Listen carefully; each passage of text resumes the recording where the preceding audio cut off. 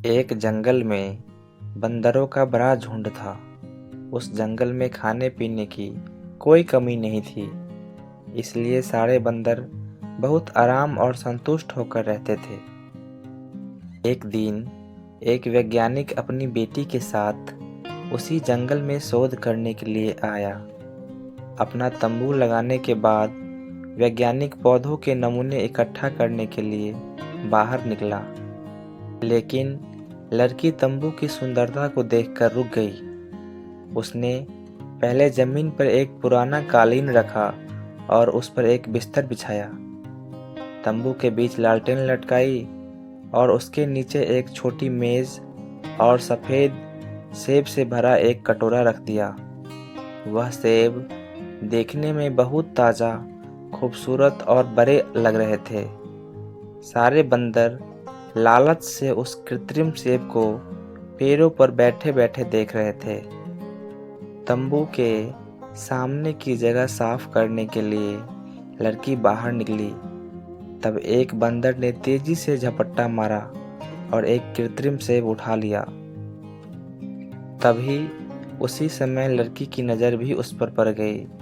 लड़की ने तुरंत बंदूक उठाकर निशाना लगाया और गोली दाग दी, लेकिन सभी बंदर इतनी देर में वहां से भाग गए। काफी देर के बाद सारे बंदर रुक गए जब उन्होंने देखा कि अब उनका पीछा कोई नहीं कर रहा है। चोर बंदर ने हाथ उठाकर सबको सेब दिखाया। सभी बंदर हैरत से और ललचाई नज़र से उस बंदर को देखने लगे कि उसे कितना अच्छा सेब मिला है। सभी इस कृत्रिम सेब को हाथ लगाने की कोशिश करने लगे। चोर बंदर ने सबको फटकार कर ये कृत्रिम सेब लिया और एक पेड़ की सबसे ऊंची शाख पर जाकर सेब खाने के लिए मुंह में दबा दिया। कृत्रिम सेब बेहद कड़े प्लास्टिक से बना था। बंदर के दांतों में चबाने से दर्द शुरू हो गया। बंदर ने 2-3 बार और कोशिश की, लेकिन हर बार दर्द होने लगा। उस दिन चोर बंदर ने पेड़ की उसी शाखा पर भूखा रहकर गुजारा। अगले दिन वह पेड़ से नीचे आया। सभी बंदरों ने उसे सम्मान से देखा, क्योंकि उसके हाथ में वो कृत्रिम सेब मौजूद था। दूसरे बंदरों से मिलने वाला सम्मान को देखकर चोर बंदर ने सेब पर पकड़ मजबूत बना ली। अब दूसरे बंदर फलों की तलाश में निकले और एक पेड़ से दूसरे पेड़ तक कूदकर फल तोड़कर खाने लगे।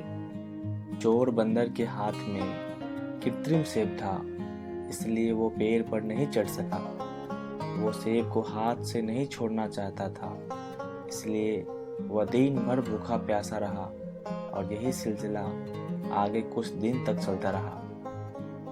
ताकि दूसरे बंदर उसके हाथ में कृत्रिम सेब देखकर उसका सम्मान करते, लेकिन उसे खाने के लिए कुछ भी नहीं देते। चोर बंदर भूख से इतना निढाल हो गया था कि अब उसे अपना आखिरी वक्त नजर आने लगा। उसने एक बार फिर उस सेब को खाने की कोशिश की, लेकिन इस बार नतीजा अलग नहीं था। उसके दांत इस बार भी दर्द कर रहे थे। चोर बंदर को आंखों के सामने पेड़ों से लटका हुआ फल दिखाई दे रहा था, लेकिन इतनी हिम्मत नहीं थी कि वह इन पेड़ों पर चढ़ सके। धीरे धीरे उसकी आंखें हमेशा के लिए बंद हो गई। जैसे ही उसकी जान निकली, कृत्रिम सेब पर पकड़ ढीली होने से वो उसके हाथ से बाहर लुढ़क गया। शाम को बाकी बंदर मरे बंदर के पास आए, कुछ आंसू बहाए और उसके शरीर को पत्तों से ढक दिया। जब वो ये कर रहे थे, तब एक और बंदर को एक कृत्रिम सेब मिला और उसने अपना हाथ ऊंचा करके सभी बंदरों को सेब दिखाना शुरू कर दिया। दुनिया की मिसाल इस प्लास्टिक के सेब की तरह है। इससे कुछ नहीं मिलता, जबकि इसे देखने वाले प्रेरित होते रहते हैं और दुनिया को हाथ में रखने का दावेदार आखिर में खाली हाथ इस दुनिया से चला जाता है और कोई और आकर इसकी दुनिया पर कब्जा कर लेता है। झूठा दिखावा इंसान को पहले थका देता है और फिर मार डालता है।